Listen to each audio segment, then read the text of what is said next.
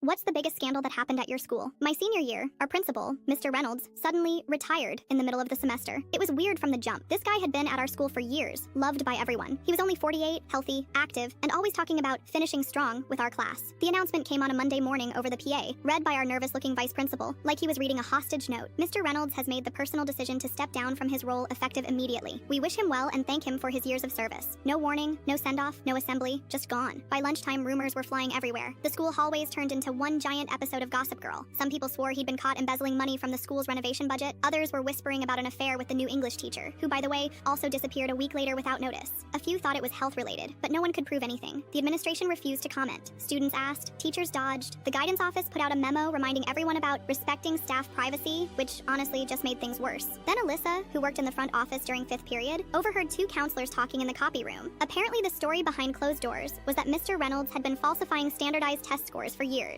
The theory was that he'd boosted numbers to inflate our school's ranking and secure more state funding and grants. That rumor blew up fast. People started digging. Test scores from the last few years suddenly looked suspicious. Some students had gotten absurdly high scores compared to their classroom performance. Teachers were being called in for private meetings. College counselors got flooded with calls from universities asking for clarification. At least 3 students had their admissions held up while investigations played out. Then the local paper got involved. Front page, principal resigns amid test tampering allegations. That headline hit like a truck. Our school's reputation tanked overnight. Students were humiliated. Our ranking dropped. Community meetings were packed. Parents were furious. Some teachers went on leave. The whole place felt like it was falling apart. But here's where it gets wild. 3 months later, my mom came home from her job at the district office, pale and rattled. She sat at the kitchen table, looked at me, and said, "Reynolds didn't do it." She told me the actual truth. Mr. Reynolds wasn't the one falsifying test scores. It was the superintendent. Reynolds had discovered what was going on. Multiple schools in the district had been quietly inflating results to chase state funding benchmarks. When he confronted the superintendent and threatened to expose him, the guy panicked. He was running for state office at the time and couldn't afford a scandal. So he flipped the whole thing, set Reynolds up, faked documents, leaked info to the right people, and made it look like he was the problem. The administration was fed the same lies. The paper ran with it. By the time anyone even began questioning it, the damage was already done. Mr. Reynolds moved across the country, packed up and left. His reputation burned. Schools didn't want him. Parents thought he was a fraud, and he didn't say a word in his defense. The superintendent, by the way, quietly resigned the next year for health reasons. No charges, no accountability. The whole thing just faded. Our school never recovered from it. Enrollment dropped, teachers left, seniors lost out on scholarships. We got labeled as a problem district. The whole vibe changed, like everyone just got tired overnight.